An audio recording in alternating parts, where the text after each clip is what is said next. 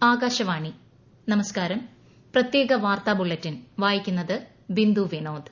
ഭീകരവാദത്തെ ഒരു രൂപത്തിലും ന്യായീകരിക്കാനോ അംഗീകരിക്കാനോ കഴിയില്ലെന്ന് പ്രധാനമന്ത്രി നരേന്ദ്രമോദി.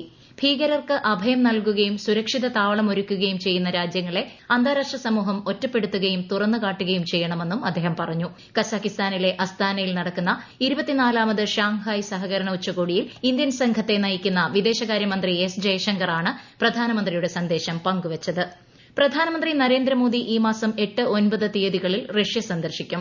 22ാമത് ഇന്ത്യ റഷ്യ വാർഷിക ഉച്ചകോടി നടത്തുന്നതിനായി റഷ്യൻ പ്രസിഡന്റ് വ്ളാഡിമിർ പുടിന്റെ ക്ഷണപ്രകാരമാണ് ശ്രീ മോദി മോസ്കോയിലെത്തുന്നതെന്ന് വിദേശകാര്യ മന്ത്രാലയം അറിയിച്ചു.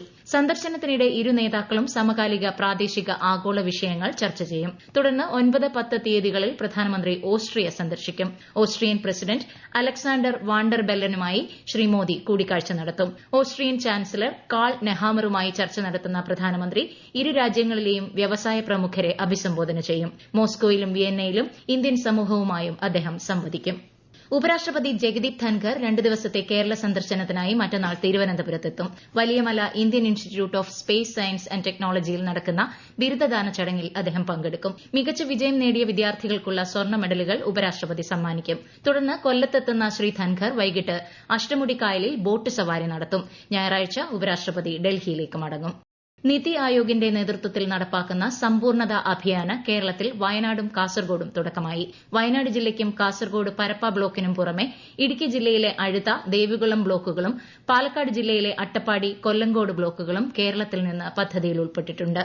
കാര്യവട്ടം ക്യാമ്പസിലെ സംഘർഷവുമായി ബന്ധപ്പെട്ട് കേരള നിയമസഭയിൽ പ്രതിപക്ഷ ബഹളം. നടപടികൾ നിർത്തിവെക്കാനുള്ള ഉപക്ഷേപത്തിന് സ്പീക്കർ അവതരണാനുമതി നിഷേധിച്ചതിനെ തുടർന്നാണ് പ്രതിപക്ഷം സഭയിൽ പ്രതിഷേധിച്ചത്. പ്രതിപക്ഷം പ്രതിഷേധം തുടർന്നതോടെ സഭ ഉച്ചയോടെ പിരിഞ്ഞു. കേരളത്തിൽ ഏറ്റവും യോഗ്യമായ സ്ഥലത്ത് തന്നെ എയിംസ് വരണമെന്നാണ് താൻ ആഗ്രഹിക്കുന്നതെന്ന് കേന്ദ്ര സഹമന്ത്രി സുരേഷ് ഗോപി. വികസനം കേരളത്തിന് മുഴുവൻ അവകാശപ്പെട്ടതാണെന്നും അതിനുള്ള എല്ലാ ശ്രമങ്ങളും തന്റെ ഭാഗത്തു നിന്നും ഉണ്ടാകുമെന്നും അദ്ദേഹം പറഞ്ഞു. തൃശൂരിലെ മണലൂർ മണ്ഡലത്തിൽ ബിജെപി പ്രവർത്തകർ നൽകിയ സ്വീകരണം ഏറ്റുവാങ്ങിക്കൊണ്ട് സംസാരിക്കുകയായിരുന്നു അദ്ദേഹം.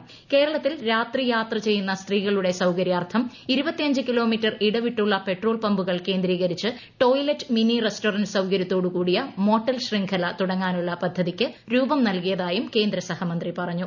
തിരുവനന്തപുരം മുതലപ്പുഴയിലെ മത്സ്യത്തൊഴിലാളികളുടെ പ്രശ്നം പരിഹരിക്കാൻ കേന്ദ്ര സംസ്ഥാന സർക്കാരുകൾ ഒറ്റക്കെട്ടായി പ്രവർത്തിക്കുമെന്ന് കേന്ദ്ര സഹമന്ത്രി ജോർജ് കുര്യൻ. മത്സ്യത്തൊഴിലാളി പ്രതിനിധികളുമായി നടത്തിയ ചർച്ചയ്ക്ക് ശേഷം മാധ്യമങ്ങളോട് സംസാരിക്കുകയായിരുന്നു അദ്ദേഹം. സംസ്ഥാനത്തിന്റെ വടക്കൻ ജില്ലകളിൽ ഒറ്റപ്പെട്ട ശക്തമായ മഴ തുടരുമെന്ന് കേന്ദ്ര കാലാവസ്ഥാ വകുപ്പ്. കോഴിക്കോട്, കണ്ണൂർ, കാസർഗോഡ് ജില്ലകളിൽ ഇന്ന് മഞ്ഞ ജാഗ്രതയാണ്. മലപ്പുറം, കോഴിക്കോട്, കണ്ണൂർ, കാസർഗോഡ് ജില്ലകളിൽ നാളെ മഞ്ഞ ജാഗ്രത പ്രഖ്യാപിച്ചിട്ടുണ്ട്. നാടൻ കലകളുടെ സംരക്ഷണത്തിനും കലാകാരന്മാരുടെ അതിജീവനത്തിനും പ്രാധാന്യം നൽകുക എന്നതാണ് സംസ്ഥാന സർക്കാരിന്റെ നിലപാടെന്ന് മുഖ്യമന്ത്രി പിണറായി വിജയൻ. കേരള ഫോക്ലോർ അക്കാദമി ഏർപ്പെടുത്തിയ പുരസ്കാരങ്ങൾ തിരുവനന്തപുരത്ത് വിതരണം ചെയ്യുകയായിരുന്നു അദ്ദേഹം. 158 പേർക്കാണ് മുഖ്യമന്ത്രി പുരസ്കാരം സമ്മാനിച്ചത്.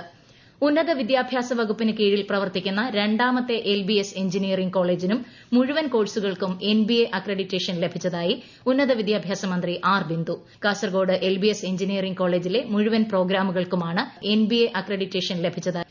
സംസ്ഥാനത്ത് മെഡിക്കൽ വിദ്യാഭ്യാസ വകുപ്പിന് കീഴിലുള്ള സർക്കാർ മെഡിക്കൽ കോളേജുകളിലെയും ദന്തൽ കോളേജുകളിലെയും ഹൌസ് സർജൻമാരുടെയും റെസിഡന്റ് ഡോക്ടർമാരുടെയും സ്റ്റൈപ്പൻഡ് വർദ്ധിച്ച് ഉത്തരവിട്ടതായി മന്ത്രി വീണ ജോർജ്. ജൂലൈ 1 മുതൽ മുൻകാല പ്രാബല്യത്തോടെയാണ് ഉത്തരവ്. കൊടുങ്ങല്ലൂരിലെ വിവിധ പൈതൃക സംരക്ഷണ പദ്ധതികളുടെ ഉദ്ഘാടനം മറ്റന്നാൾ മന്ത്രി PA മുഹമ്മദ് റിയാസ് നിർവഹിക്കും. സംസ്ഥാന വിനോദസഞ്ചാര വകുപ്പിന്റെ മുസിരിസ് ഹെറിറ്റേജ് പ്രോജക്ടിന്റെ ഭാഗമായി പുതുക്കിപ്പണിത ചേരമാൻ ജുമാ മസ്ജിദിന്റെയും കൊടുങ്ങല്ലൂർ ക്ഷേത്ര മ്യൂസിയത്തിന്റേതുമടക്കമുള്ള പൈതൃക സംരക്ഷണ പദ്ധതികൾക്കാണ് തുടക്കമാകുന്നത്. ഇന്ത്യൻ വ്യോമസേനയിൽ അഗ്നിവീർ വായു 2025 റിക്രൂട്ട്മെന്റിനായുള്ള ഓൺലൈൻ രജിസ്ട്രേഷൻ ജൂലൈ 8-ന് ആരംഭിക്കും. 2004 ജൂലൈ 3-നും 2008 ജനുവരി 3-നും ഇടയിൽ ജനിച്ച അവിവാഹിതരായ പുരുഷ, സ്ത്രീ ഉദ്യോഗാർത്ഥികൾക്ക് agnipathvayu.sidac.in എന്ന സൈറ്റിലൂടെ ഓൺലൈനായി രജിസ്റ്റർ ചെയ്യാം. അവസാന തീയതി ജൂലൈ 28 ആണ്. ഓൺലൈൻ പരീക്ഷ ഒക്ടോബർ 18-ന് നടക്കും. ക്ഷീരസംഘങ്ങൾ വഴി വിൽക്കുന്ന ഓരോ ചാക്ക് മിൽമ കാലിത്തീറ്റയ്ക്കും 100 രൂപ സബ്സിഡി നൽകാൻ തിരുവനന്തപുരം മേഖലാ യൂണിയൻ ഭരണസമിതി തീരുമാനിച്ചു. ജൂലൈ, ഓഗസ്റ്റ് മാസങ്ങളിൽ വിൽപ്പന നടത്തുന്ന കാലിത്തീറ്റയ്ക്കാണ് സബ്സിഡി അനുവദിച്ചത്. പ്രത്യേക വാർത്താ ബുള്ളറ്റിൻ കഴിഞ്ഞു. അടുത്ത വാർത്താ പ്രക്ഷേപണം നാളെ രാവിലെ 6:45-ന്.